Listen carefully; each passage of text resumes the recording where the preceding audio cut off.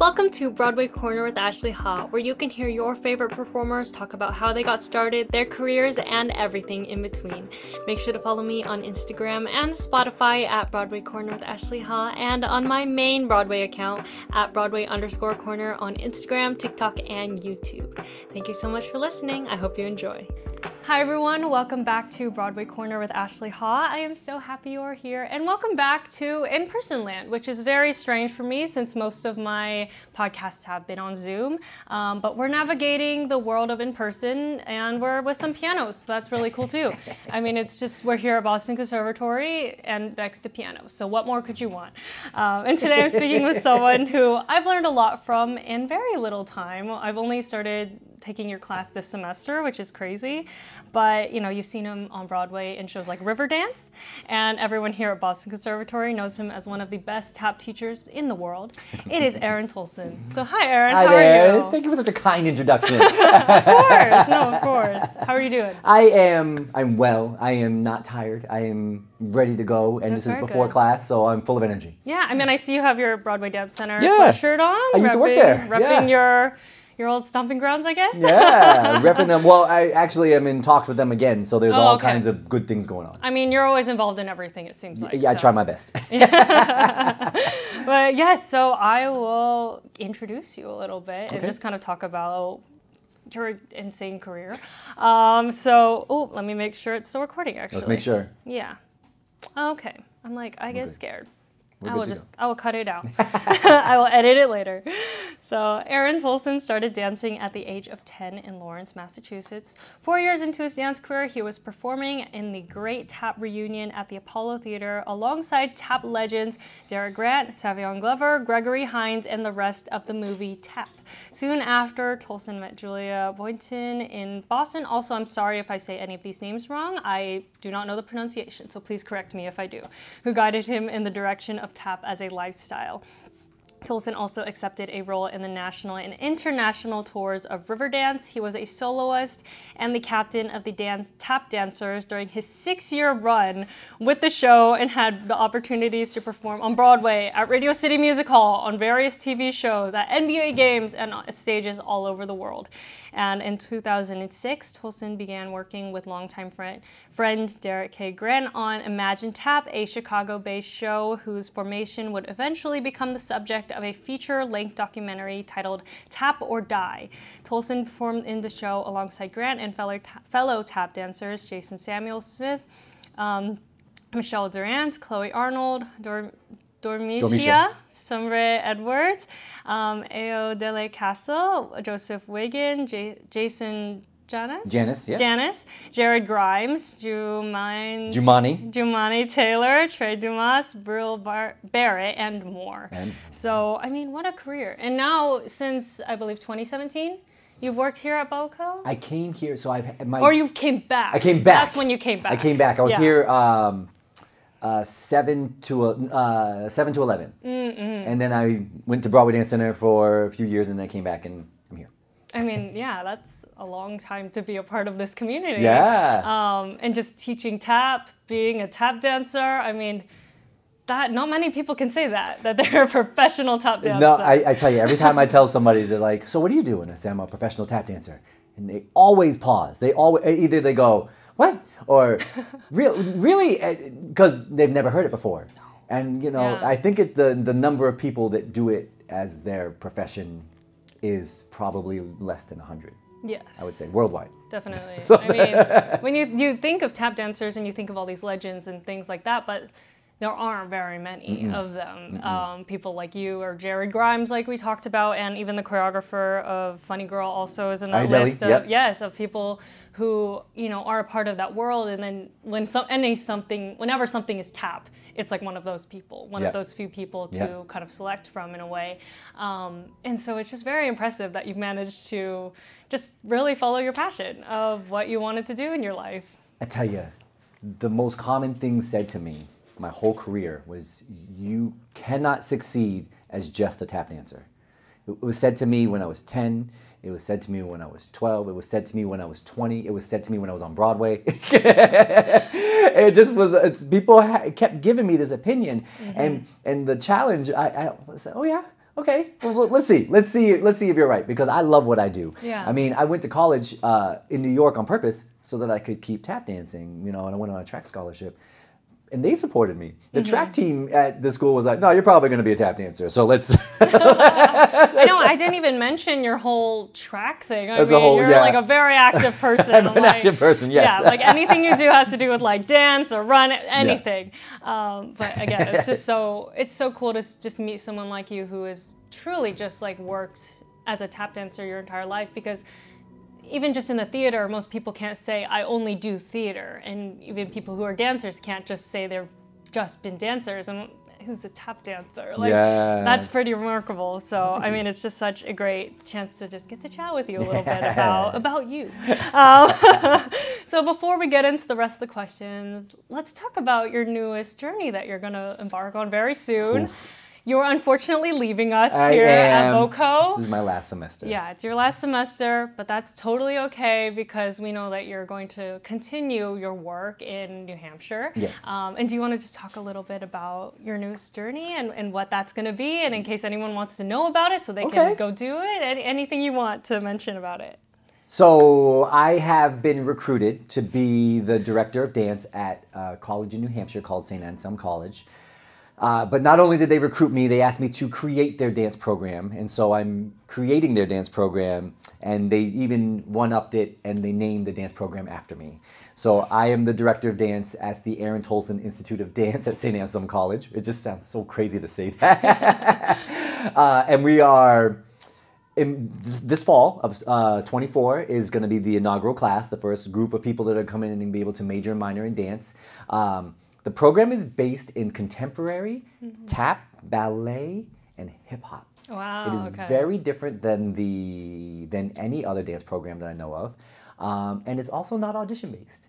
Oh, if you want to dance, you come on and dance, and we're going to help you get to where you want to go. Yeah. So I'm building the program. I have a partnership with Broadway Dance Center. So students that come to school there get to spend a semester, if they choose to, at Broadway Dance Center in New York, and they do their classes from the college online during that time. And I actually just had that meeting on Monday this week. And so and the other side, not only do I get to do the dance major and minor, the Institute is responsible for multiple events. So the first event that we're doing is National Tap Dance Day, which I was trying to invite you to, but you're a busy person. And so I am inviting the community of New England to come and share their love of tap dance by performing in a show together on National Tap Dance Day on May 25th, sponsored by the Tolson Institute of Dance. Wow, I mean, that's just incredible to first of all have a school named after you, to be able to be the head of a department, kind of get to choose what you're teaching these young people who, I think you said non-audition based too, which is amazing because a lot of times it is like, there's no way to just start at the beginning. But in this way, it's like if you do want to be there and then build upon that, it's like meet you where you are, take that, and then, you know, anything can happen with hard work and of course, just learning. You just start anywhere. I mean, I started tap this semester. You're doing a great job. Trying my best. I will say trying my best. But it's like, you know, you have to start somewhere. And so it's like, it gives hope to people who maybe didn't do this their whole lives. And you're not going to go to college and study dance if it's not something you really want to pursue. Yeah. Right? So I'm trying to make the program be when people come, they're like, I want to do this, I want to do this, I really want to do whatever the goal is. Because everybody's goal in dance is different, right? Yes. Here at this school, I think the goals are pretty similar, where everybody's seeking the peak of dance, Broadway. Broadway or touring the world or any of those such things. But there's so many more things that you can do. Yeah. Right? So if I open the door to everything else, people will come to me for everything else, and I'll help support them get to the everything else. Yeah. You know, just kind of see exactly what avenue you want to pursue. Because, like, maybe some people aren't dancers, or they want a minor, or they're just trying to do something fun. It's like there's really no right way to, I guess, enter your school. Just like you're just accepting of everyone, which is amazing. I am, and I'm very fortunately, separately, I haven't told you this yet, I was working with the city I'm from is Manchester, New Hampshire. And the city, the news, the paper, everything in that city has really supported my career. And so anytime I can, I've always come back and done things in the public schools. And so somebody approached me saying that there's a want for dance in the public schools, but there's a want by some, but the administration was against it because they needed somebody to spearhead it. They needed somebody that would come in and be that person. And so I told them I'd be the person. I can come and do that. And so now I get to put dance into the public schools of the city I'm from, which is adjacent to the college that I'll be working at. And there's a program that's involved in this thing that allows you to go, it's a lead into college. Yeah. So I get to work with, there'll be young students, I'll have people that are assisting me in this other college program from the high schools, helping me teach these young people, and this assistance that helps them go to college, and then they can go straight to the college, and it's just like this really, and there are two different things that I was working on at the same time that happened to be doing this as well, so it's really, really fortunate, but really cool. And I get to give, I get to constantly give, and it's a really fun moment of my life where I'm looking at the things that I'm doing are helping other people, so many other people, and I finally am at a point where I don't have to worry about me. I've all, you know, because as you fight and you chase, and I want to be on Broadway, and I want to go on tour, and I want to do this, it's always I want, I need, and then I've got to the I, I've done the I's, and now I get to do the U's. Yeah. So. And I think teaching is that kind of thing where it's not as much about you, and it's more about inspiring either the younger generations or just trying to pass on the knowledge that you already have to these new people so that they can, you know, tap it and use good technique or like do anything like that so that they don't learn in a wrong way too, so that you pass on your knowledge and then that just keeps feeding into years to come. I also think though, being a good dancer is also being a good person. I firmly believe that if you're watching somebody dance and they're an excellent dancer and you don't like what you're seeing, it's probably because they're not a good person. So I try to really support you as people, and you know this about me, as I wander through the class and I talk to people. Sometimes I'm asking you about this tap step. How does this feel? Sometimes I'm walking around asking you, how do you feel today? What's going on in your life? And I always try to listen and advise. So I'm trying to promote also being a good person as you are being a good dancer. Yes, and I think that's true in all parts of the arts, is you just have to really live as a human being before you're an artist, because if you're not a human being, then how are you going to ever try to convey that in any certain way? And so yeah, exactly what you're saying of trying to connect with each person really shows in your classes, and just that you like ask about, where are you from? Where are you from? What kind of person are you? And like trying to figure us out almost is just like something that doesn't usually happen in a classroom setting or a class setting, even with dance. And so it's like when it becomes more personal, then it's like there's more room for growth even in that. I agree, and that's why I do it too, because I always say the better I know you, the better I can teach you. So, you know, so like if you are a person that, let's say, a major issue in front of us is anxiety, right? Something that is the pandemic kind of really exposed that there's a massive amount of anxiety, and especially in young people in this world. But if I don't know that you're anxious or things make you anxious, then my methods could be wrong. But if I talk to you and I get to know you a little bit, maybe you don't tell me you're anxious, but maybe you tell me I'm nervous for this class, or I'm nervous every time I walk in here. Well, that makes me talk to you different because I know you're nervous. So maybe I don't ask you to do anything by yourself that day. Or maybe I have everybody doing things when I ask you to try something. So I hear it, but nobody else hears it. It's just trying to pay attention to each individual person. I think I've been doing this a long time. I've been teaching for a long time, and I started off as a terrible teacher. So you've had time to grow yourself, I guess. It is all experience. No, and I totally see that. I know me walking in the first day, there was like two of us, me and Elena. We'd both never really taken a tap class like in our life, except for maybe when I was 5, and obviously that doesn't count. And we walked in and we were like, what's gonna happen? Like, are we gonna be okay? Like, is everyone gonna be better than us? And then you just like made us feel way more comfortable. Like you check in with us, you're like, okay, we're good. Like where are we feeling? How fast do you want to go? Like what is just kind of the mood of the class? And I think that's just the best thing that a teacher could do when it comes to dance, especially something so intricate and difficult as tap, for sure. As tap is, because it's different than any kind of dance. For sure. Like, and it's something that just takes time, I think, or skill, like both together, both. kind of. It's like, okay, maybe you're born with a natural skill, but then you need to use the time to really hone in that. Or maybe you're just at the beginning now, but you'll get better, and anyone can really get better. I mean, there's people tapping all over the world, and so it's like, there is not you that only you can't do it somehow and everyone else can. It's like, okay, maybe you can.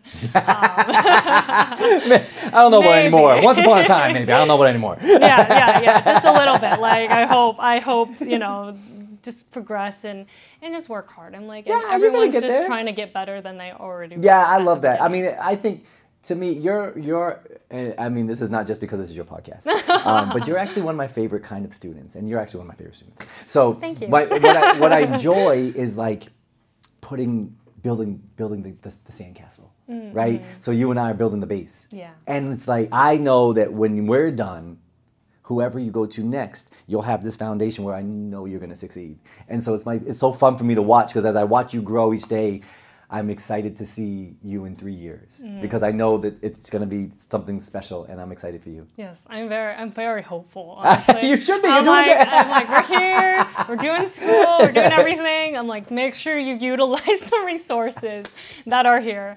And, you know, it's so sad, too, when I think about the fact that you're leaving, because I know everyone who has you as a teacher is like, what am I going to do when Aaron is gone? I mean, Emmy the other day, Emery Cunningham, one people in my cohort, she was like, what am I going to do when Aaron's gone? I'm like, oh my gosh. Like, I feel the same way. I'm like, what will we do? I'm like, there's so many great teachers here, too. There's great teachers here. But it's like, there truly is no one like you. Well, thank you. And when you just think about it, and just like the environment that you really do create in the TAP classes is just something that I think is to be admired by anyone who wants to teach or learn even. That's part of me getting this institute thing going on, because the other teachers are going to be under my watchful eye. And as I interview people and talk to them about hiring them into this institute, because it carries my name, I want them to teach the way I teach. Yeah. I want them to care. Because it's your reputation. It is. It's my reputation. And so many teachers, as a dancer, you know, once you leave this place, the door, there's going to be avenues, there'll be choices to be made. And sometimes, as a dancer, I got to teach this class because I got to eat. So I'm going to teach these classes, and then we sit in this situation where I'm just not happy. And so it's simply a paycheck. So you go in, you teach a class, but you poorly teach a class. Yeah. Like, you do the work, and then you leave, but there's no connection, and I can't have that. No, you know? It's like you want them to care. I do. Pretty much. I do. You know, I've witnessed it, I've lived it. So I may have been some bad teachers at different points in my life, because, you know, I mean, when I landed Riverdance, I was teaching at 4 dance studios, and I was working at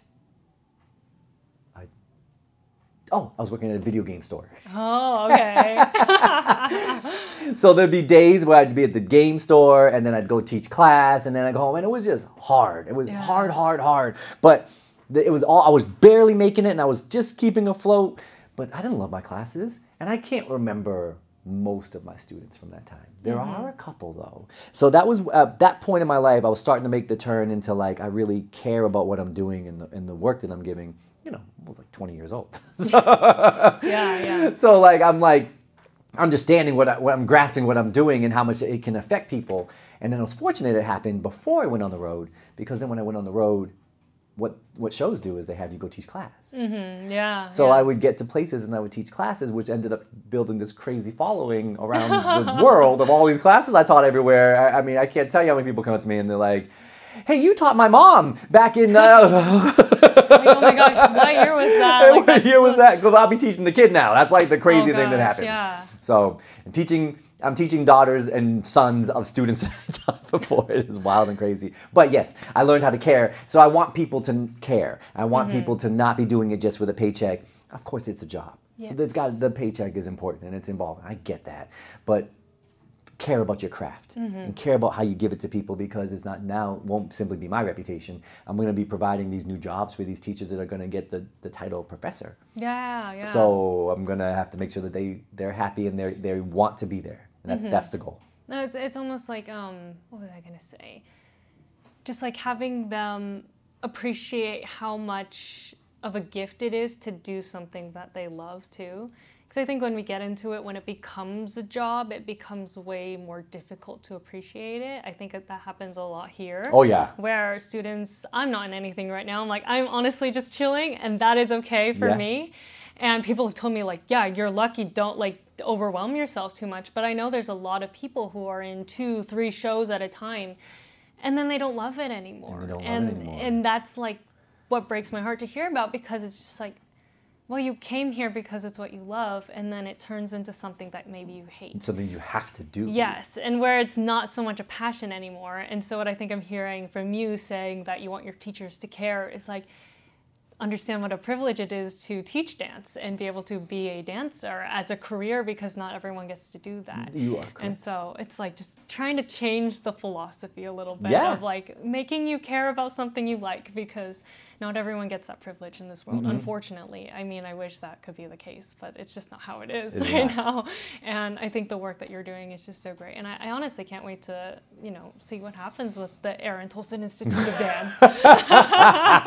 I mean, you should just have like a thread on like email or something. Just be like, hey guys, guess what happened this week? Yeah, maybe we will. I think what we'll do is we'll all like, there'll be some sort of social media connect. And we'll all just keep touching base. Yeah, no, like, because I'm like, we can't lose you forever. It's well, like and know this too. This goes for you, as I say to all the students, though, is even though I'm not here, I'm available. Yes. I'll always be available to you. Yeah. You know, we've started this journey together, and I want to help you get to where you want to go. Yeah, no, that's incredible. So, I mean, I think that's all the time we have for this. Yeah, that's our for this time. little series of Aaron Tolson interviews. We might need 3 stops. I'm thinking. We do. We might. Yeah. And we're using the little mics, so you know we're professional. All right, I'm gonna go teach a class. Yes. Hi everyone. Welcome back to part 2 of the Aaron Tolson podcast.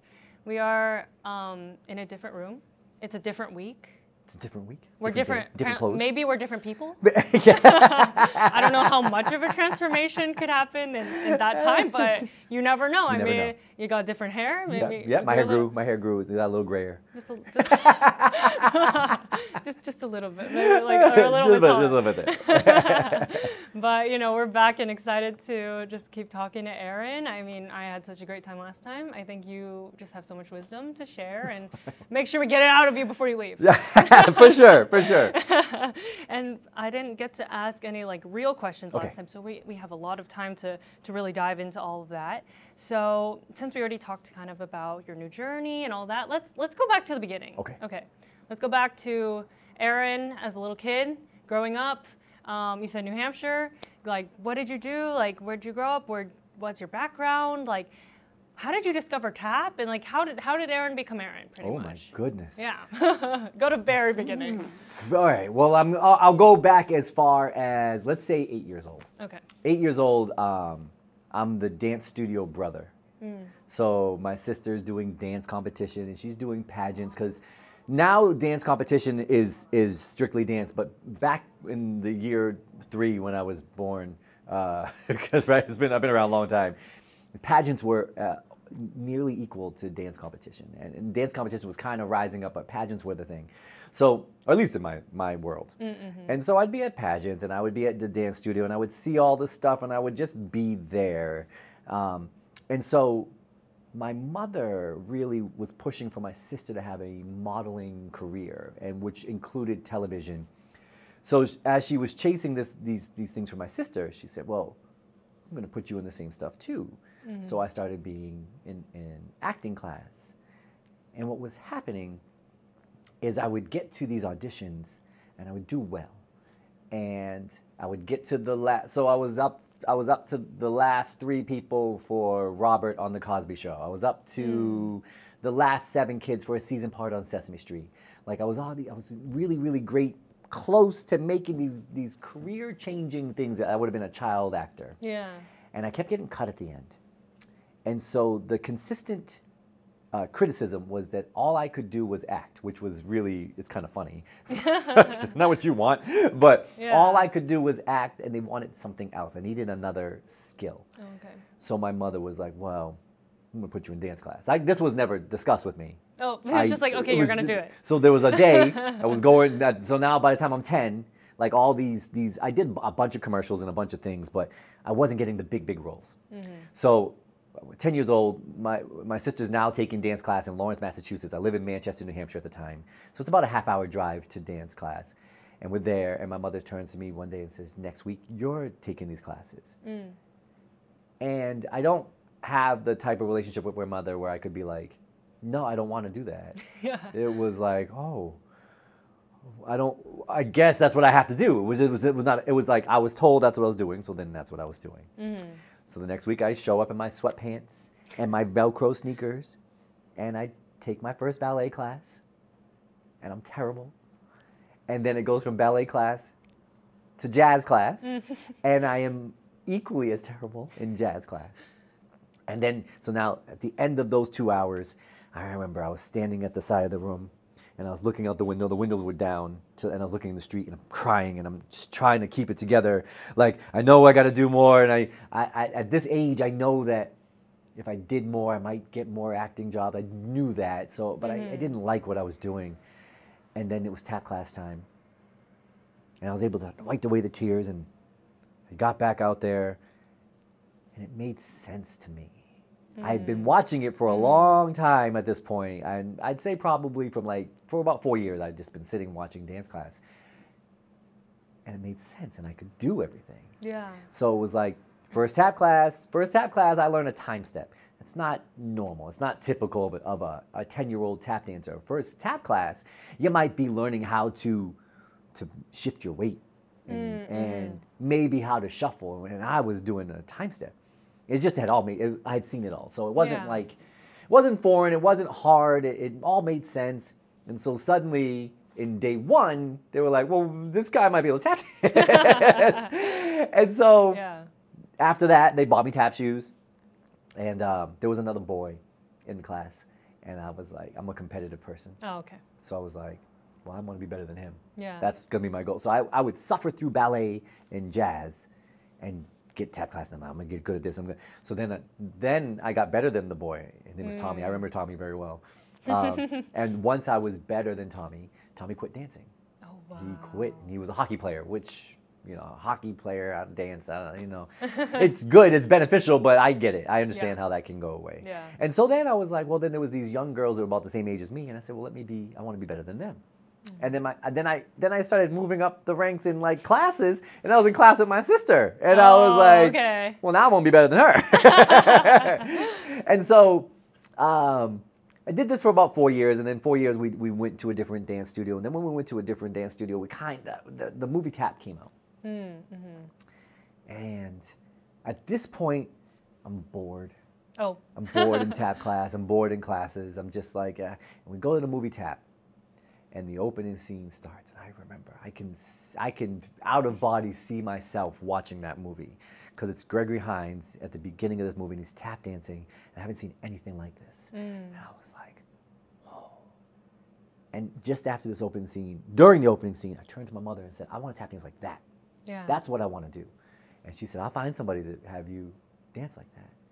So she found a woman named Julia Boynton, who taught at this dance studio called Jeanette Neal's. It no longer exists, but what a travesty. It was a drop-in studio here in Boston. Oh, wow. And you could just go any day of the week and take tap, jazz, ballet, anything. Whatever it was, they had great, it varies the model of Broadway Dance Center or Steps on Broadway in Boston. Oh, okay. And great teachers. Yeah. And so my mom found it. Sundays, it was actually right over on Belvedere Street. So it's just off of Mass Ave, right over there. It's kind of crazy. I know, imagine if it was still here today, like what? It would be mobbed. Oh my gosh, everyone from here would just go straight there. Oh, would they? It would like be all the time. It would be amazing. It would be a really cool thing. And so I started taking class over there. And the teacher said, well, he's too young. It was only adults. So my sister got to take the advanced class, but I had to take the intermediate class. Oh, okay. And I was allowed to stand in the back for the advanced class. So, okay. So I stood in the back, which quickly turned to me standing in the front. Teacher was like, why don't you come up here and let's see. And tap dance was just my thing. Yeah. And so it was clear there. And then my teacher was like, hey, I have a friend that teaches at this other dance studio called Leon Collins in Brookline, Mass. he teaches on Wednesdays. Maybe you guys can take class there. So then my sister and I were coming to Boston on Wednesdays and Sundays. And then my sister quickly stopped coming on Wednesdays. But I kept coming. The tap was just fun. It was just good. And then during that year, I was really growing. I had these 2 teachers that were like not competitive dancers. They were just tap dancers. And so they just kept feeding me information, and I just kept eating it up. It was just, it was so exciting to me. Every class I was getting better. And I had my dad put these pieces of wood on the floor in the garage. It was our version of a tap floor, and I would just go dance in the garage. Yeah. And my teacher said to me, there's a person coming to town having auditions. You should go. There's a show that's going to be happening at the Lyric Opera House here in Boston. And if you do well, it moves on to the Apollo Theater in New York. And I was like, well, that sounds great. And the person is a man named Savion Glover. Now, Savion and I are about a year and a half apart in age. But he was in the movie Tap. Mm-hmm. And he's one of the stars, if not the star, but he's the kid in the movie, but still one of the most important characters of the movie. So I'd seen him in that. I'd seen him in some things. And so suddenly I'm in front of him at this audition. Mm-hmm. And there's probably, I'd say 50, but it could have been more. It was a really packed room. Yeah. But there was one other standout dancer. I hate to say I was a standout dancer, but I wanted it. So you're like, I don't want to say it, but maybe, yeah. I always felt like I was trying harder than everybody else. Yeah. You know, so I wanted it. And this other man on the other side of the room was working hard on that side of the room, and all the kids kept crowding around the 2 of us separately. So there was 25 kids over there, 25 kids over here. And while we're doing this, then we would break and we'd come back. And Savion walks up to me. He goes, why don't I know you? And I said, I don't know, but you know me now? And he's like, yes, I do. And so. And what age is this again? I'm 14 at this point. 14, okay. I'm 14 at this point. Yeah. And so the man on the other side of the room, or the kid on the other side of the room, is a tap dancer named Derick Grant, who also teaches here at the Boston Conservatory and has been one of my very best friends from that day. Oh, wow. Till now. Yeah. That's amazing. So we both get into this job, and Savion really takes Savion knew Derick already, so the 3 of us would go out at lunchtime and play basketball together. Oh. So like we'd do all this tap dance, and then we play basketball, and then we come back and we tap dance, and lunch was like 30 minutes, so we'd go play basketball for 30 minutes. By the end of this 3 months, the 30 minutes was about 2 hours. We would leave, we'd go play basketball, we'd be playing basketball forever, and all the other kids were like waiting in the studio, and we'd come back, and we're like, sorry, we were having a good time. Just playing basketball. We were playing basketball, and everybody knew what we were doing. So it led to the show. So the show was with the cast of the movie Tap. Yeah, I think I read that. So I see this movie, I want to dance like these people, I start dancing like these people, then this audition happens, then I meet all these people. Yes. And I don't, you know, there's a lot of right place, right time, good fortune, like those things all happen and line up, and all of a sudden I'm inside of this place of like, this is what I want to do. And so I did the show in Boston, and they were like, well, you get to perform in New York. And boy, can I, like, the performance in Boston was great, but then we traveled to New York. And then we put our stuff in this place. Then we go to the Apollo Theater. So and then we go to the Apollo, but you go to the stage door, which is just different, right? You know, if you go to the front of a theater, it's great. You go to the stage door, it's something special's going on. Okay, yeah. You go in, and we put our stuff down, and then we go up to the stage, and I just remember like looking at the balconies, because there's 2 balconies at the Apollo. And it was like, whoa, I get to dance here. Yeah. And, you know, we put our shoes on and we just start doing. You know, I don't really, I kind of realize how great this is, but I don't really realize how great this is. Yeah, and like you're younger, so you're just having fun. Just doing it, having a blast. Yeah. And there's a basketball in the number with us. So it's really youthful. And so like the joke was always like, somebody's going to miss the basketball, it's going to fly into the audience. And it sure did. I would expect it to at some point, yes. So we do we tech, and then we run the number. So it's one number. So this is one number that I skipped this part. Savion was tasked with traveling into the world to find the next generation of tap dancers. Oh, okay. Who was that going to be? And so he picks me and Derick as some of the people that he believed. And there was a bunch of other people. But from the bunch of other people, Savion, Derick, and I are the ones that are still tap dancing to this day. Yes, yes. So we run the number. And I have a solo in this middle of this number. And I come off stage, and I have to come back on, and a voice right here says, "That was great." And I turn and I say, "Thank you." And it's Gregory Hines. Oh my God. And so this is how I meet Gregory Hines. Yeah. And I was like, "Oh, thank you. You're the greatest. I got it." And he's like, "Do your thing." And then I go back and I dance, and we finish the number, and then I come back and he's gone. Of course he's not there because he wanted to watch the kids. He was like, "Oh, this is the next," and he was just watching, and he was just into it. And that was great. And those words, I think, are why I'm here. Just that moment. Mm-hmm. And I never turn back. I never look back. And that's how it all like really gets rolling. Gregory Hines. Yeah. I mean, that's the way you meet him. It's like, you don't just go up to him on the street. You're like, "Hi." It's like, no, he sees you doing the thing. And he's like, "You're really great at this thing that I'm also very good at too." And it's just like, I'm sure it just made you feel like on top of the world. On top of the world. Yeah. For and sure. then you have to go do your thing again. But then you're like, this is like, how do you go up from there? Oh, you can't. And so here, that night, we do the show. Mm-hmm. And it's called The Great Tap Reunion. Yeah. And they tell us, everybody can come upstairs when Greg's on stage, and you can all watch from the side stage. Oh. So we do our performance, we're all backstage, we're waiting. Because like, all of a sudden our performance didn't matter anymore, because we get to watch Greg. Yeah. So then they let us all up, and we go up and we split both sides of the stage, and Greg used to travel with his own stage, his own floor. Wow, okay.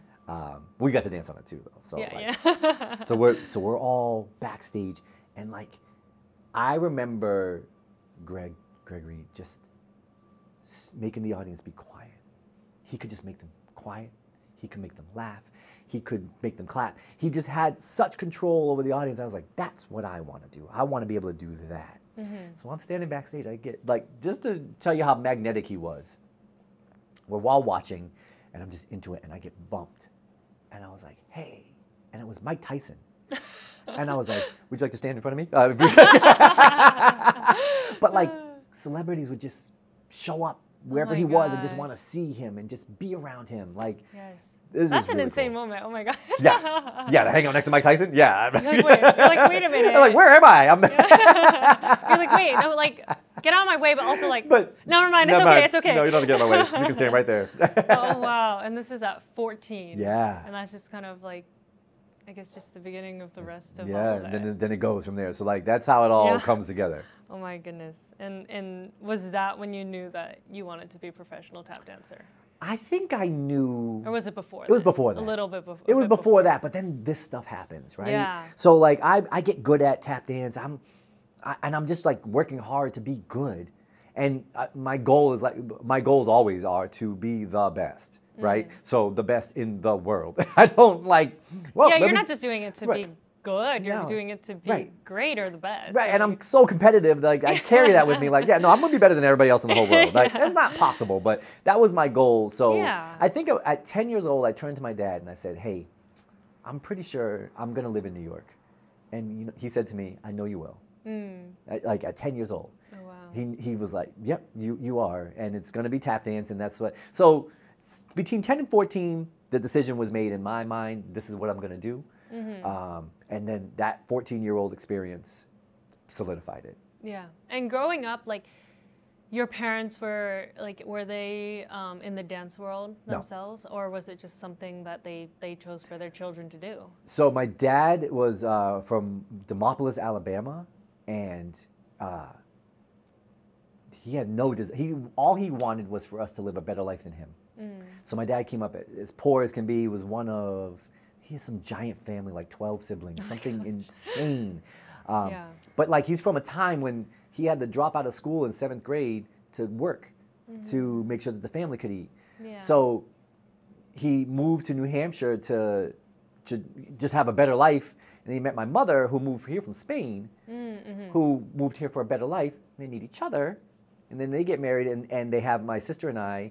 And my mother's idea of like, well, I think my children are beautiful, so I'm going to put them in front of cameras.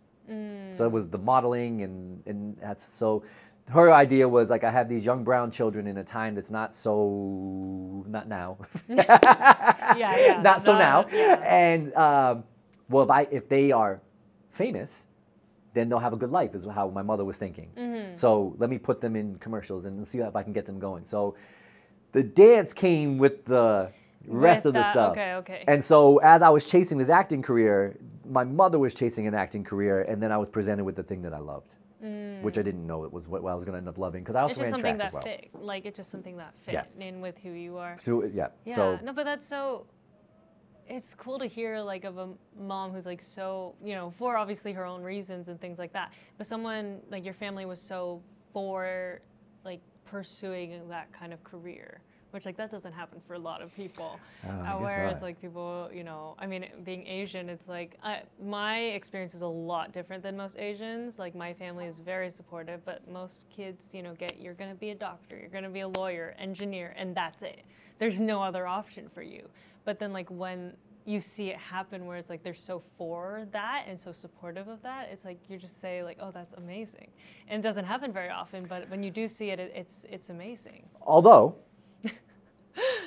then it can go too far. A little bit too. It can be on that, you have to do this. Yeah, and, that's another thing. Right, too, so we teetered on that end. You're kind of like, but at least you found something that you love out of it, and we're able to fully chase that. And like you said, your dad was like, I know you're going to live in New York and you're going to do this for the rest of your life, pretty much, which is, I mean, that's a lot of confidence. Yeah, to my put dad, in a kid too. My boy, he was my buddy. He was super supportive, and no matter what I told him, most of the time he didn't understand what I was doing. I'd be like, hey, I'm going to put this show on. I booked this theater. It only cost me this much. We're going to do it. I'll probably make some. He'd be like, oh, that's really neat. I have no idea what I'm doing. It's great. Have a good time.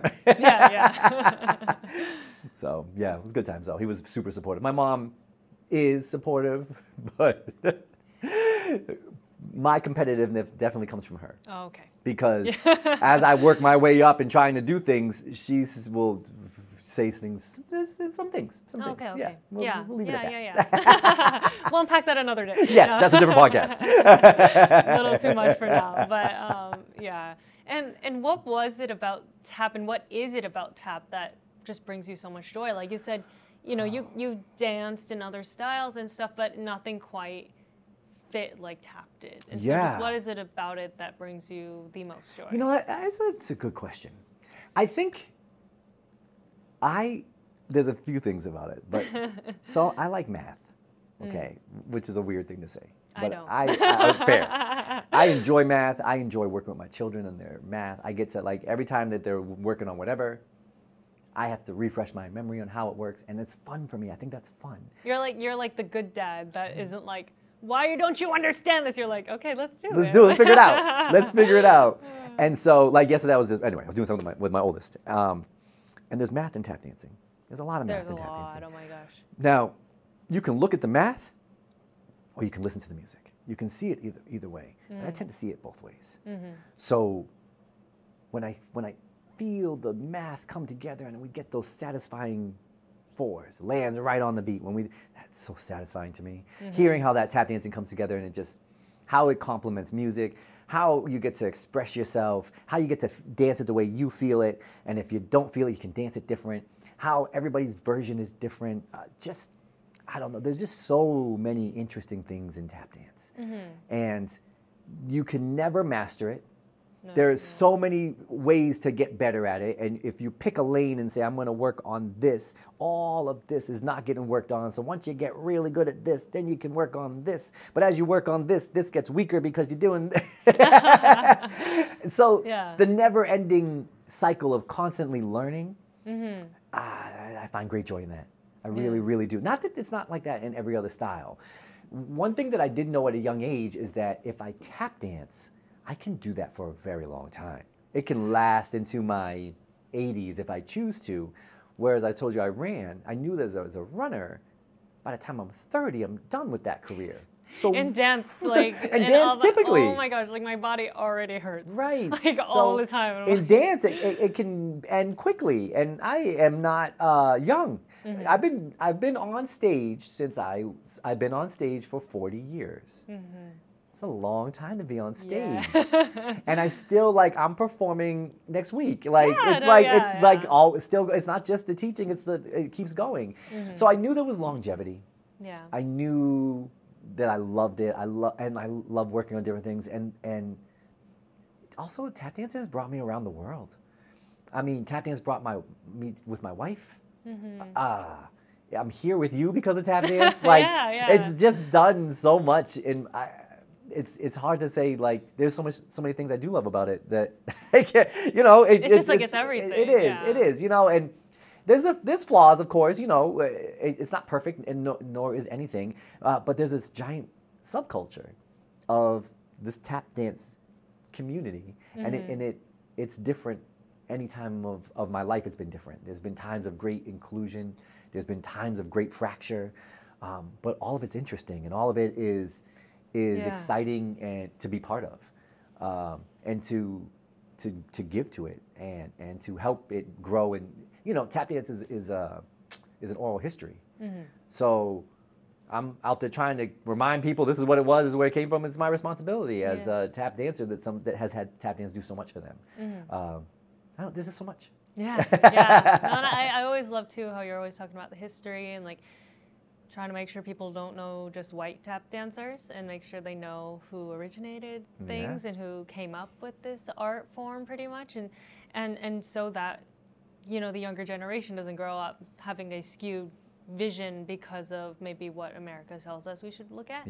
And so I've always thought that was such an important part of class, and I'm glad that you include that. Oh, I'm glad I do too. Yeah. I'm glad you hear me. Yeah, definitely. And you know, going on of with the joy, now that you have two daughters and they both tap dance and stuff, they perform with you. Like, just what is, I guess, your favorite part about getting to share that with them? Because you've been doing this for so long, and then now you're like, oh my gosh, you're like tiny versions. Maybe you feel like they're tiny versions of you or of your wife or whatnot. But it's just like you get to share it with them now. Yeah, you're gonna make me cry because this is I love talking about this, but it really moves me. So as I was growing up, and I started teaching when I was 14 years old.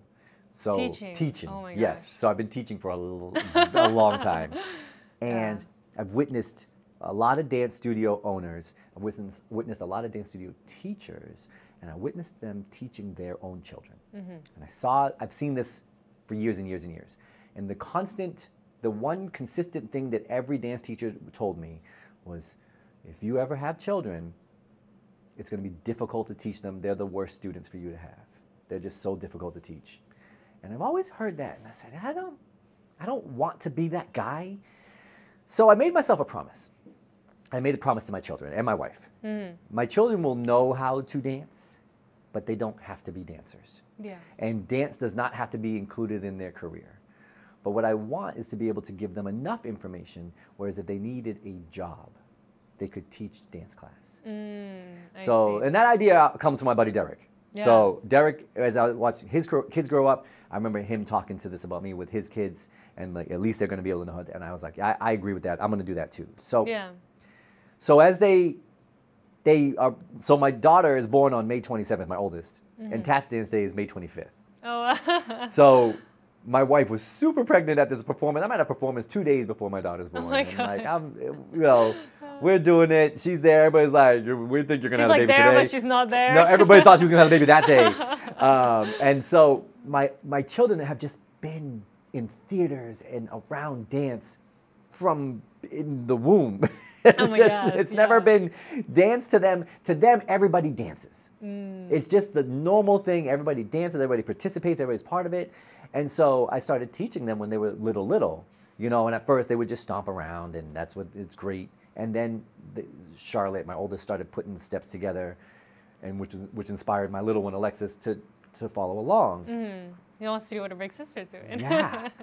And so there's a gig that I do out in the Hamptons every year in Long Island, and it was one of the first places I brought them on stage. But first I brought Charlotte on stage with me first. It was just the two of us, and we did a little duo on stage.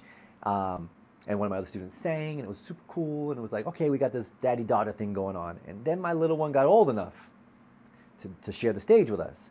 So we came up with a name.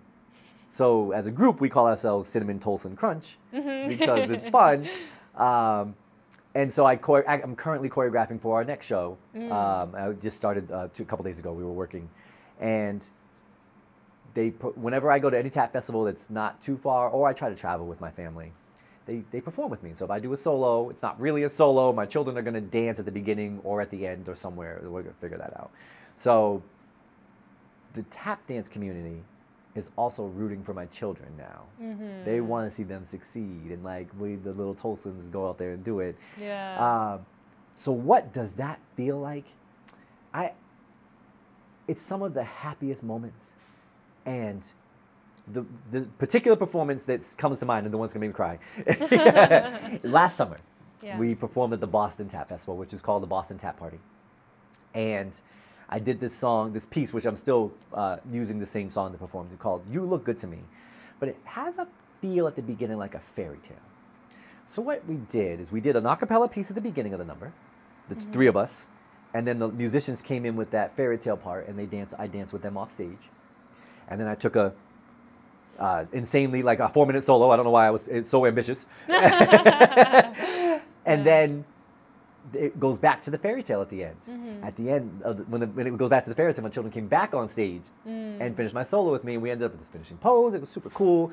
I knew the picture was going to be great, but then when I watched the video, just I don't know. It's just something. It just the joy, the happiness, the emotion that it gives me, just like watching them do what I love to do with me. Mm-hmm. You know, they like it. They're not going to be tap dancers, although my little one has expressed sincere wants to be like me. I often tell them, I don't want you to, I actually use my dad's words, I don't want you to be like me, I want you to be better than me. That's what my dad used to always say to me. And I think they just have so much to give. They have so much more. Both of them sing. Both of them do multiple styles. Both of them act. Like, I was acting young, but I wasn't really, I mean, I guess I was kind of good because I kept getting close to those auditions. They told you that all you do is act. Right. So all I do is act. So I guess I was kind of good at it. But I didn't end up going down that path. I went down this path. And their path can be so much bigger, broader. They can just do so much more. And I feel like what I'm doing for them right now is just giving them the base. This is where we started.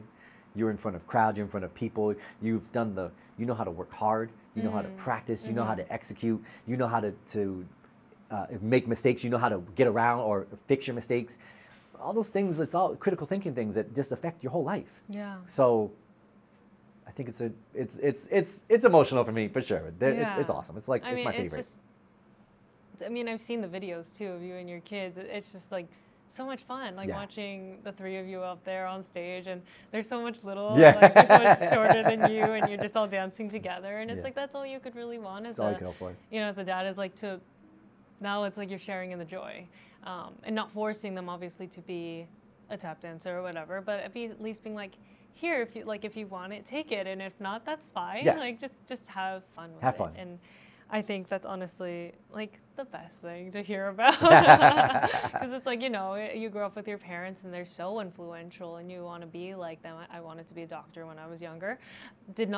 That is the You're not doing that? Thing. Yeah, I went kind of a different direction. Maybe the furthest thing you could possibly get from that, but it's like when you're younger, it's like, yes, you do want to aspire to be like your parents because you look up to them so much, and so it's like, that moment, and you're giving them those tools to be like, you can take this and run with it, or you can just take it and use it as a survival skill even maybe in the future. And you know, it's just so it's healthy. I'm like, that's a healthy thing to do, and I feel like you have to do this. Just feel like if you want to, it's yours.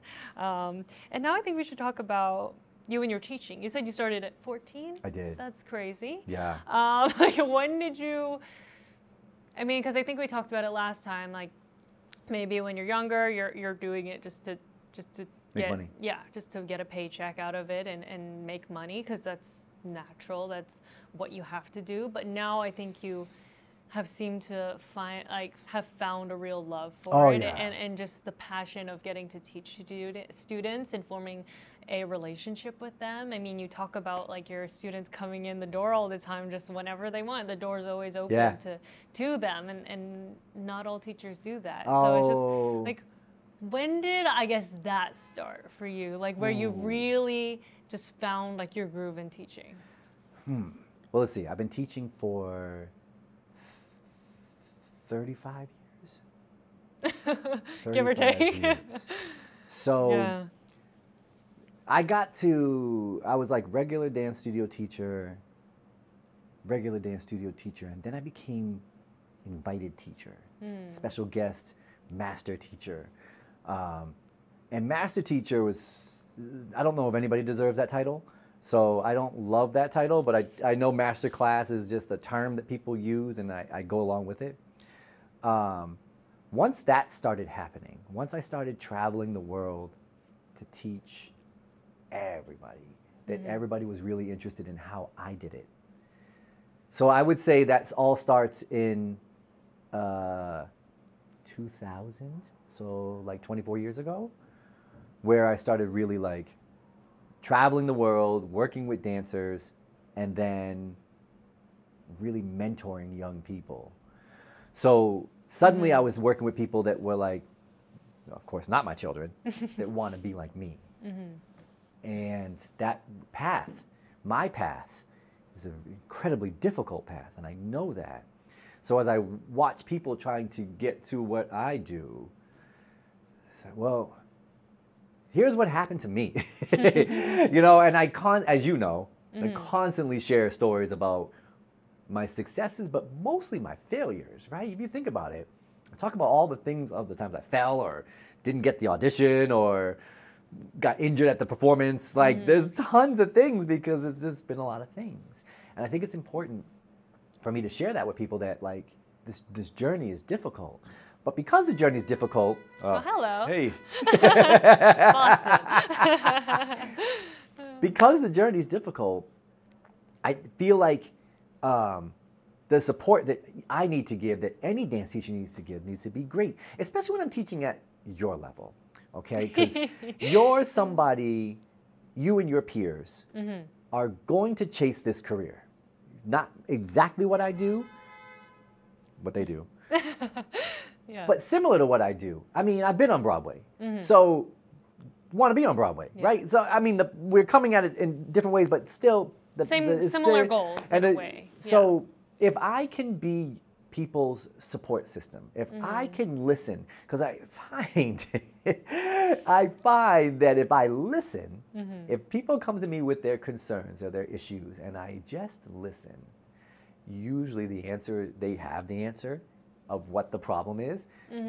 I have to listen to what they're saying to say, well, you know, it's this. Yeah. But if you're saying it all and you just need me to tell you, well, it's this. And so my teaching turned into mentoring, I would say, not 24 years ago, but definitely 15, when I started having students get on Broadway, when I started having students become Tap Festival master teachers. Like, oh, this makes sense because Aaron said this. And like, I've been giving the advice for years to people of like how and why. Like one thing that I definitely do that I know my peers don't is I talk money. Money is one of those things that people in our business don't talk to each other about. You never know how much anybody's making. It's always like, so like, do I want to do this job? How much money do you make? Oh, I don't know. Okay, well, I don't know if I want that job. Yeah. But I lay it right out there. I tell people, this is what I made this doing this. So if you're making less than that, you're not going to enjoy it. And like, why not? Yeah, why it's not? like being transparent. It's not being, focusing too much about it, but it's just being real with us and about, what it's like out there in the real world. Yeah, and I went through places and times where people were like tough and it was difficult and people were really hard on me. But that's not how it always is. And yet, a lot of teachers like to say, when you get out in the real world, it's always going to be like this. And it's not. Sometimes you might run into a really caring, kind person that's going to carefully take you along the journey, and then it's going to be great. Like when I got on, so I'll reference this because I know we're about to run out of time. Yeah. We're going to need to do a part 3. Part 3. When I got on Broadway, I was on tour. And the same show, Riverdance, was on tour. Riverdance was on Broadway. Yeah. And of course, everybody that was in the show wants to be on Broadway. Everybody wants the Broadway credit. Yeah. So it's a different contract. It was different. It was even a different show, just different enough of a show. So the tap dancers that went to Broadway were on tour with me. And like I got trained in to replace them. So they were like, boy, we would love to get you that Broadway credit. So we communicated as the tour was going on, and I was like, hey, I'm going to be in New York. And then one of them said, I'm going to take my vacation, and you get to go on Broadway. So that's what somebody did for me. Wow. And that's what I'm telling you, like the real world, like that's the real world. There is kindness out there. There can be really, really great things. Yeah, it's hard. It's never easy. But somebody said, oh, if I go on vacation, Aaron gets to say he was on Broadway. And that affects the rest of my career. Yeah. No, I've heard stories like that too, where like people will take a show off to let an understudy go on because their family is there. Yeah. And their parents are there. And it's like something that will never or maybe happen ever again. So as you say that, when I was on tour, yeah. I was the lead tap dancer. There was 2 tap dancers that were number 2, number 3. But when their families would come, I would play number 3. Oh. And I'd let them do number 1. Yeah, see, like that's what you do. And that's people who also succeed, is when you're a person like that, where you actually are human enough to, you know, take a step back for a second and be like, this is important to you. It's important to me because it's important to you. Yeah. And just give that opportunity to them. And I mean, that's the people who succeed in this career. I think so. In this world, in this industry that's so hard. There are so many moments that are real. And that are nice and not like cutthroat audition, gonna kick you down the stairs. Like, yeah. You know, there's moments. There's better moments than that. There is. Way better. And I know we're about to run out of time, but we might do maybe a part 3 next week. Like, we'll be back. We'll be back for part 3. Same time next week. Why not? Let's do it. Let's just wrap it up. Give us time to like, where are you on your list? I have a few little things. Yeah, so I don't think we've completely wrapped up the teaching bit. No, we haven't. Like, no, so there's a lot to explore, but we'll get back into it next week. But thanks for watching. We'll see you in the next part. Hey everyone, welcome back to the Aaron Tolson podcast. This is what I'm calling it now. It's no longer Broadway Corner with Ashley Hall. It's just the Aaron Tolson podcast. I hope there's commercials between each of the week. I wish someone wants to sponsor me. Right, let's get a sponsor. Let's get a sponsor. Maybe Sodansa yeah, I'll give him a call. But we're back, week 3. You know, just getting to talk with Aaron. So excited, and you know, we have a lot of things to cover. So I think let's just get right to it. So Riverdance, that was 6 years. I toured Broadway 6 years. Okay, so altogether 6 years. That's longer than college. Yeah.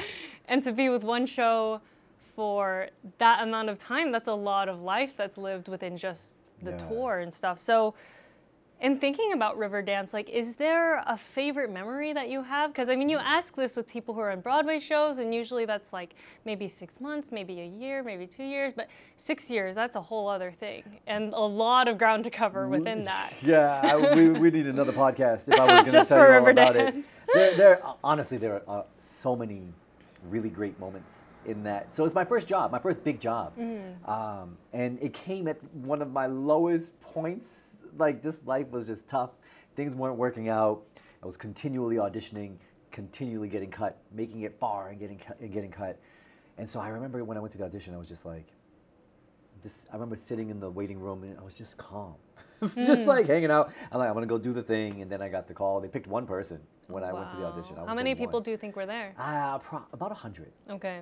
So, then they called me the next day and they were like, hey, we'd like you to come on tour. How soon can you leave? I said, how soon do you need me? And they were like, tomorrow. I was like, oh, okay. Well, how about in 7 days? So I had 7 days to get my life together to get on the road, which was awesome. I mean, it's like uprooting your life. Oh, yeah. And but it's like a good way, to uproot your own life. Yeah, but I think I was teaching at that time. Yeah. So I was teaching at 4 dance studios at that time. So I had to quit all those jobs, and I had to try to help put somebody in place in a week. Oh my God. So I tried my best, but. There's lots of, the first show is awesome. The first time my parents saw me perform is amazing. But nothing compares, and I would probably say my entire career, to the first time I took the step on Broadway. I remember so I had a friend named David Demani, who is a Broadway regular, and he's an amazing, amazing man. And he left the show. He was a singer in Riverdance, and then he left and he ended up doing, I don't think it was Book of Mormon then, but he ended up in Book of Mormon for quite a while. He said to me, when you get to Broadway, make sure you take it all in. Because there's nothing like that first time you step on Broadway. There's just nothing like it. Yeah. And how long were you on Broadway? It was a week. Oh, okay. A whole week. Because I was on tour. Yeah, right. So and, I think you said they just like flew you I came in and did somebody's vacation. Yeah, and then, but they had worked it out, and that was the cool. I think we mentioned this last time. Yeah. Somebody gave me the opportunity. Yes, yeah. So I can just remember that, like my first, and I looked out to the audience, and I can see the lights. I can, to this moment, I really took that mental picture. I can see the way the theater looked from that vantage point. Mm-hmm. And then... Which theater was this? The Gershwin. Oh, okay. Oh. That's a big one. Oh, it's a big one. That's one that I've actually never been to. Oh. Like, never been inside. I've been inside a ton of Broadway theaters, but that one I still have yet to be in. And it's the biggest, like one of the biggest. It's huge. Like, I can only imagine what it's like being, I mean, this is before Wicked and stuff. And yeah. And it has a rehearsal studio as big as this. Oh my God. It was just amazing. Yeah. So, you know, spent a lot of time backstage, a lot of time. Like, because before I went on, I was at the theater hanging out. So, like, there was rehearsals and all that. So I got to, like, really get to know the cast and being, so it's, I don't know, going to work on Broadway. I mean, it's just the dream. Yeah. Like, I always, when I lived in New York in college, I remember I would sometimes go down into the city from Queens. Mm-hmm. And I'd go around 7 o'clock and would kind of wander through the theaters.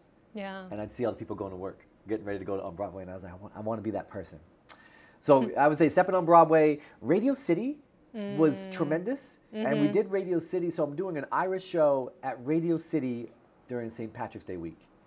So that was incredible. That entire week was incredible. So those two really, really rank up there. And really being able to hit all those milestones in those special theaters that are around the world. Mm-hmm. You know, so with Riverdance, I got the Kennedy Center, I got Lincoln Center, Gershwin, Radio City, like just like these great places that I can say like, yeah, I was there. And I mean, isn't technically Lincoln Center kind of Broadway as well? Kind of, sort of. I don't Not think so. Quite. Because when you look at it I hear a lot of people say they were on Broadway when they perform at Radio City.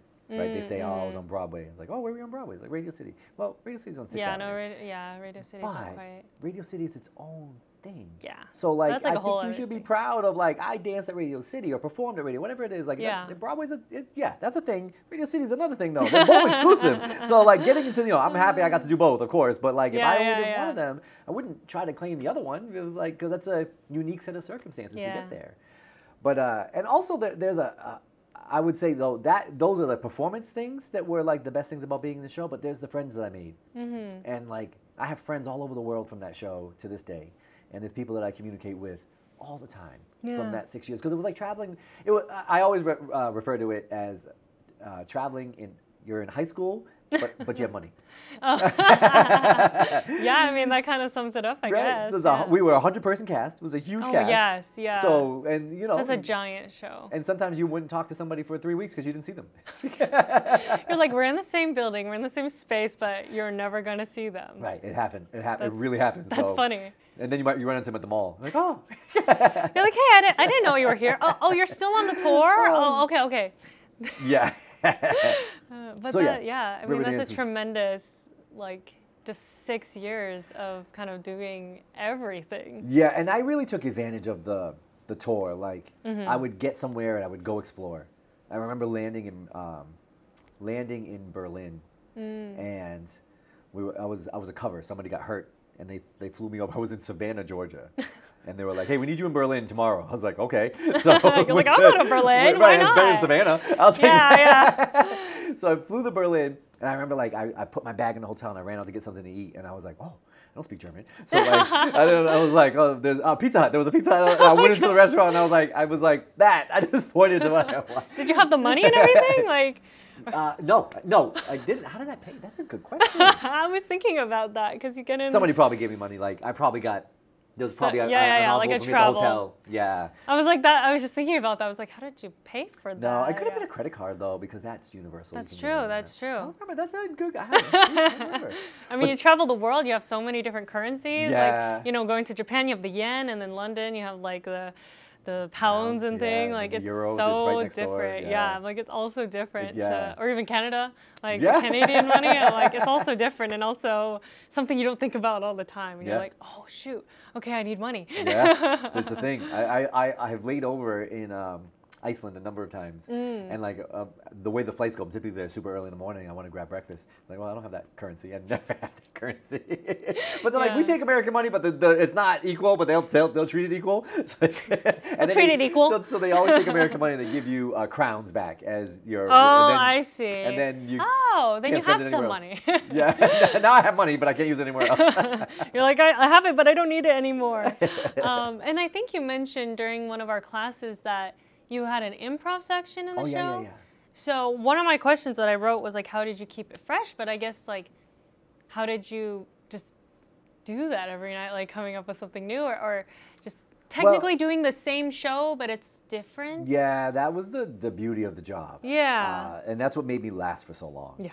Like it might be too hard to do the exact same thing over and over again. Day. I mean, we would walk around the theater and you would pass people, and you'd be in a different place, but you'd still pass the same people at the same time, and be like, hey, how you doing? And be like, it's Groundhog Day. It's like, yes, it's Groundhog Day, and that was always the talk. It's Groundhog Day, because the show, the movie Groundhog Day. Yes. So the show, when I hear the music of the show, it means I should be doing this at this time. I should be doing this at this time. It's time for me to be ready when I hear this song. Like it's all o'clock. So if anybody ever plays the soundtrack for me, I'm like, it puts me like, oh my gosh, I gotta be. Oh, it's time to get coffee. So, time to chill out for a while. But they allowed me to improvise my solo every evening. It was a really fun thing. Yet my job was also to really entertain and not stop the show, but kind of be the showstopper, because that was the number that everybody loved. So there were things that I knew that if I did them in my solo would make the audience clap. Yeah. My peers have called those things clap traps, and that's fine. I have clap traps when I perform. It's fine. I'm going to get people to clap. Great. Then I'm doing the right thing. Yeah. But it's not always about just I do the clap trap and keep the artistic integrity of the piece. Yeah. That's the right way to do it. So I would experiment. I would try different things out, but I always had those 25, 30 things that I knew I could do every night, and I'd pull on a different one each night. There'd be something that would exist every night, and then as I would work on my tap dancing, because what I would do is I would warm up the entire first half of the show. So in that hour of warm up, I would be reaching and trying new things, and then I would be working on things, and I would perfect a step, and then it would make it to the stage. So that's how I treated my time on tour. Just kept practicing, so that, because I knew the show was going to end, or at least was going to end for me, and then I needed to be ready for the next thing. Right. And if I got complacent in what I was doing, I was going to be as good as doing that show, as opposed to being as good of a tap dancer as I could be. Yeah. So that is definitely a piece of advice that I give to any performer that gets into a show, though, is that you have to continue practicing your craft, because the show ends, and then you've got to be good again. Yeah. I mean, you're good at doing what you do in the show, but you got to be good at probably something else when you get out of that. And so that's what I did. I made sure that so practicing kept me going. Money kept me going. And oddly enough, I say the money kept me going, but the longer I was in the show, the less I got paid. Oh my God. Because I joined at the peak. The show was at its absolute best, and I was making all kinds of money at the beginning. And then they started downsizing, and they would close a company. So I was in I can't remember the name of the company right now. But I know I went into the Lagan. I was in the Lagan company. They're all rivers in Ireland. They're all named after rivers. I see. So I was kind of like the Hamilton tours, the Angelica tour, and whatever they do. Yeah. So I was in the Lagan company, and that was the big U.S. tour company. And then when it closed, they made the Boyne company, and everybody had to share rooms. And your pay was less, and you did split weeks. Yeah. So when I first joined the show, I'd be sitting in a city for a month. We did LA for a month, we did Boston for a month, we did Chicago for a month. Like I lived in these places. And then the longer I stayed in the show, sometimes I was in a place for a day. Yeah. And that's a whole different experience. So had I been on a tour where I was doing it just a day at a time the whole time, it wouldn't have been 6 years of the tour. No, because you hear people, and it just takes a toll on you with traveling all the time.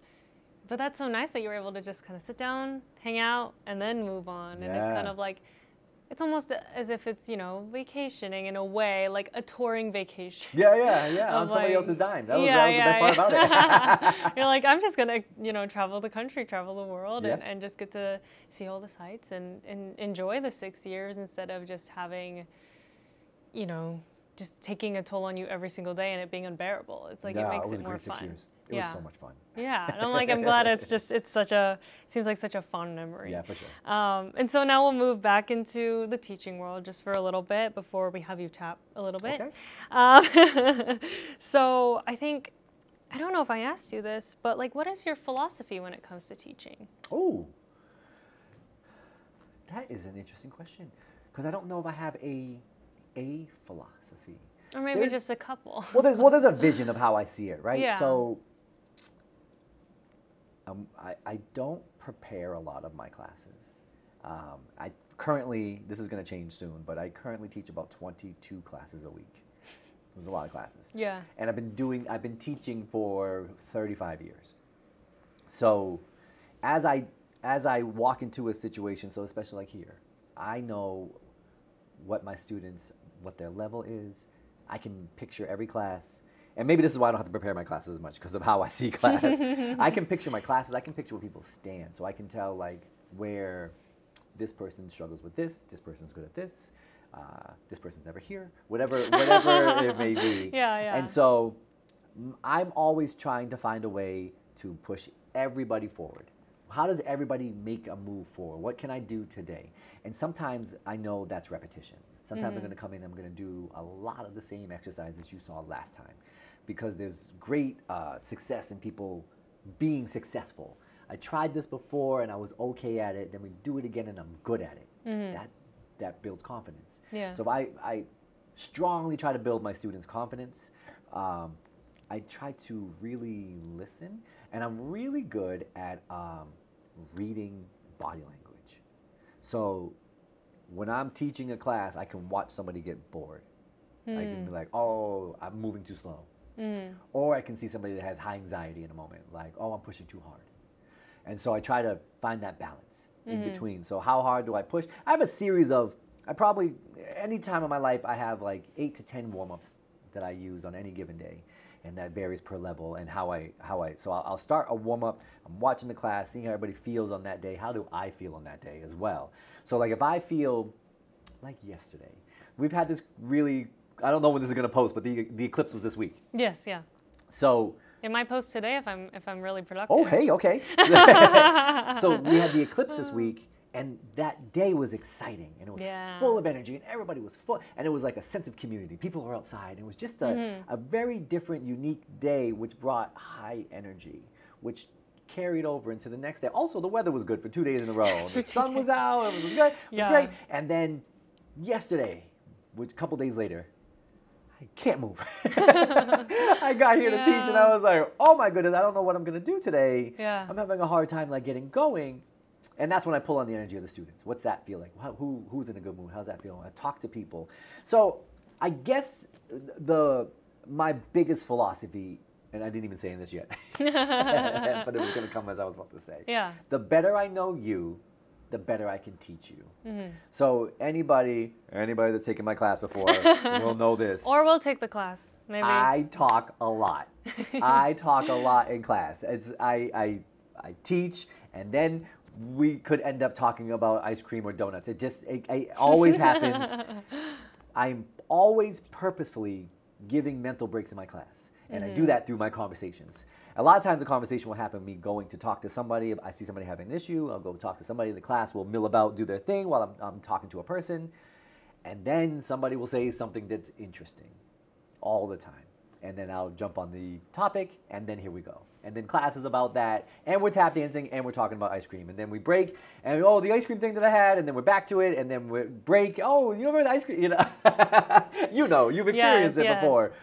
But the mental break is purposeful. It's a chance to not think about what I'm doing, because it's hard. Tap dance can be hard.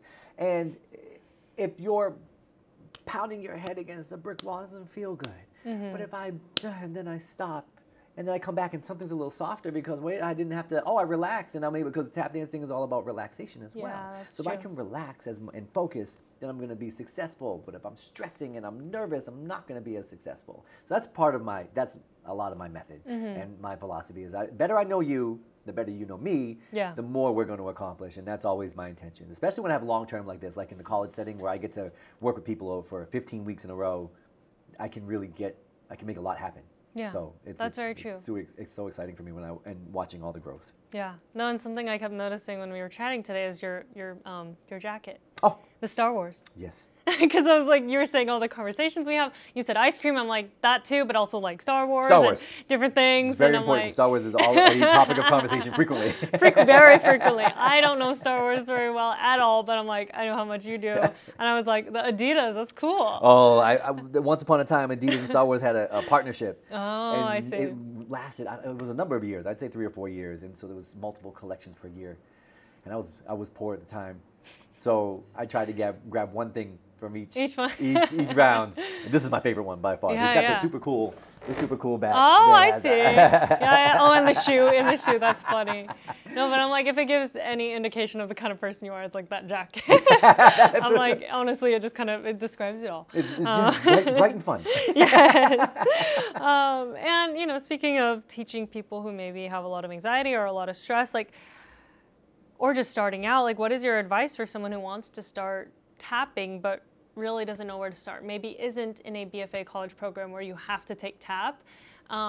Maybe they're just at home and they just want to start, but they have no idea where to find a studio or where to meet any people or learn good technique instead of the bad technique that maybe a lot of people teach. And so it's like you have to be careful when you start that education because what you put in now is probably going to stay with you for a while unless you eventually unlearn that. But it's like what you start with will probably be right there, which I guess I'm lucky that I get to start with you and not, not have all those experiences, or maybe it'll set me back a little bit. Yeah, how to start. That's always a good. So like, a thought comes to mind right away, and then as you're talking to me, and I say, maybe I'm not going to suggest that. But there are multiple communities on social media dedicated to tap dance, and the constant question is two. I need a tap teacher in this area, and what tap shoes should I wear? So the two things that continually pop up. So if you say, I'm in this area and I'd like to learn to tap dance, there'll be a list of names that will come out underneath. And I would investigate the name that pops up the most. That's the way. And that's like, honestly, that's how I ended up in the new job. No, yeah. No, Right? We talked about this last time too. Somebody wanted something, my name kept popping up, and then here we go. So I would do that. I would, you can Google tap dancer, tap teacher in my area. And if you look at the teachers, a tap teacher or a dance teacher will list who their teachers were, usually. So if they don't list their dance teachers, maybe they're not the teacher you're searching for. But if they do list their dance teachers and you recognize there's a series of tap dancers that have been their teacher, that might be a way to go. You just want a person that is passionate and cares about what they're doing. So I would probably suggest, if you're an adult or a teen to an adult, you would go watch the class first. See how they operate. Okay. Find a YouTube clip of that person and see how they work. And then just ask somebody. I love to answer the question because I like to support great teachers.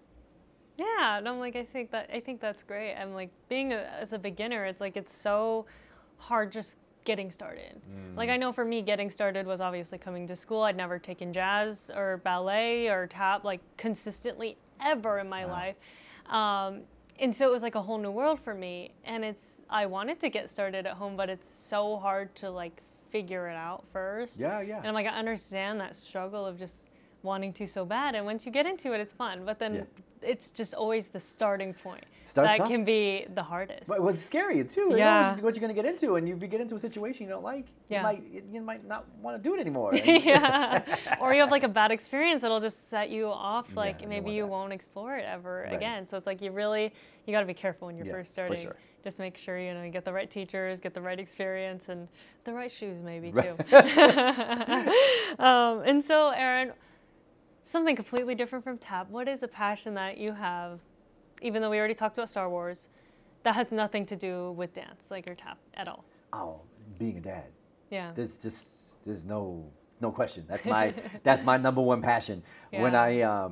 When I'm not dancing, they're first. I've got two girls, Charlotte and Alexis. They are 8 and 10 years old, and every free moment of my life, I try to be with them and do stuff with them. And just they're interesting, they're funny, they both sing and dance and act, and they like reading, and they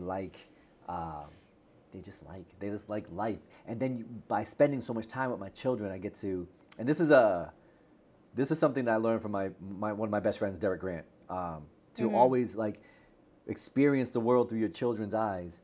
You see things for the first time again. Yeah. And it's just, life can be so much fun. And you're like, hey, what about this? Like, oh, I never looked at it like that. That's so great, you know? So I am truly passionate about raising my children. Yeah. Oh, that's so nice. And just knowing, like, you know, they're growing up in such, like, a positive environment, I guess. I'm just, like, having, I think we've talked about this in the very beginning, of just having the freedom to kind of, you know, have fun and just be a kid. And, you know, it's like, it's crazy to think about. I mean, I was like 10, like 8 years ago, which is, feels like forever ago. And you're like, I can't remember how I thought back then, but it's like, it's a different mindset. Yeah, for sure. And hearing about that experience sounds fun. I'm like, you know, go back to being a kid again. It's like, it's, you know. So you know the TV show Bluey? Yes. It's if you know my family, so all the people that are around my children and like around my family in that setting would say that that's our family, because I'm that same dad. We do all the Imagine the Play games. We always have, and we sometimes like, hey, Daddy, I want to go outside and play this game. Do you want to come with the two of us? So it's the three of us outside, and I'll tell my wife, hey, I'm going to go play this. It's like, she says, I love that for you. She's like, you go ahead and do that. I'll be here. I know, I got to rewatch. I need to look at Bluey again and be like, oh, that's Aaron. Yeah, you call me Bandit. Yeah. I think my cousin, who is 4, I think he watches that. Oh, it's a great show. Oh, it's such a great show. Like, so much fun. And who would you say inspires you? Oh, inspires currently? Or like, you know, dead or alive, or anyone personally, or just, I don't know, something that either inspires you, someone who inspires you, just what really gets you going. It's funny because I have a lot of, I have moral inspiration, I have artistic inspiration, I have inspiration on how to be a dad, how to be a teacher, and I look in a lot of different directions for these things. And I would start with, like, if I'm talking about being a dad, what inspires me to be a great dad is my wife, who's this amazing person, Emily Tolson, who has taught me so much about being a parent. And the choices I would have made without her. I'm glad she's my wife, I'll say that. Yeah. But like, she inspires me to be a good parent. My buddy Derick Grant inspires me to be the best tap dancer I can be, but also inspires me to be the best person I can be. Because one thing that I've always talked about with him is morals and how do we go through this? And some of the decisions I've made in my life, of course, weren't the best. And he still stood by me in those times and was like, you know what you shouldn't have done? That thing. Yeah. You know, so there's him. And then there's like, you know, Gregory Hines. To me, I always wanted to be able to go on stage and to manipulate an audience the way he did. If you can get on stage and make the whole audience be quiet, and then make them laugh, and then make them get quiet again. Like, if you can do that, like, you're really sharing an experience together, because I'm trying to share something with you and you're with me on the journey. So I watched a lot of him to be able to do such things. So there's Greg, there's Jimmy Slide, who to me is my favorite and greatest tap dancer of all time, to me. And then the top person is my dad. My dad, he's just, geez, I'm not allowed to get teary-eyed on a podcast, so. Hey, it's okay. That's totally fine. Him being a great dad is what helped. Another thing that inspired me to be a good dad. But his words to me that I carry with me to this day, is he said he always wanted me to be better than him. He said, I want you to be better than me. And I told him, I don't want to be better than you. I want to be just like you. And so here we are. Yeah. But yes, so there's that, and it's he was just a shy, well-loved man who just always did his best. And so I take that with me every day, and with everything that I do, I just try to do my best. Yeah, and I think that's like all you can really do. All you can do. It's all you can do ever. Yeah. And then finally, before we get to tapping, what do you think younger, like little Aaron, what do you think he would think if he saw you now? Oh, what would little Aaron think? Like little, maybe 10-year-old Aaron. 10-year-old Aaron be like the same age as your kids, maybe. Be like, well, I'm glad you did what you did. I'm glad you took the path you did to get to where you are. Yeah. Yeah, I think that's what he would be grateful. Yeah, he'd just be like, whoa, we did it. Yeah, we did a lot. Well, we didn't do it. We did something, but we're still trying to do it.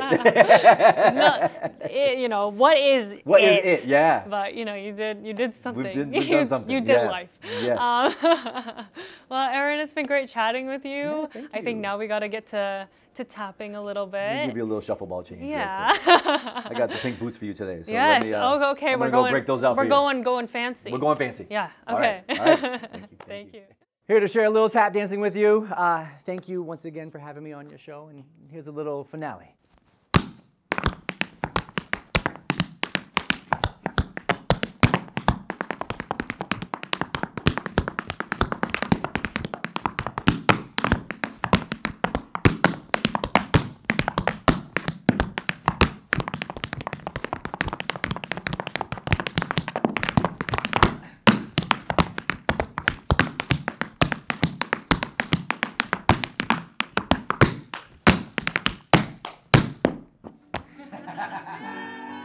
Thank you.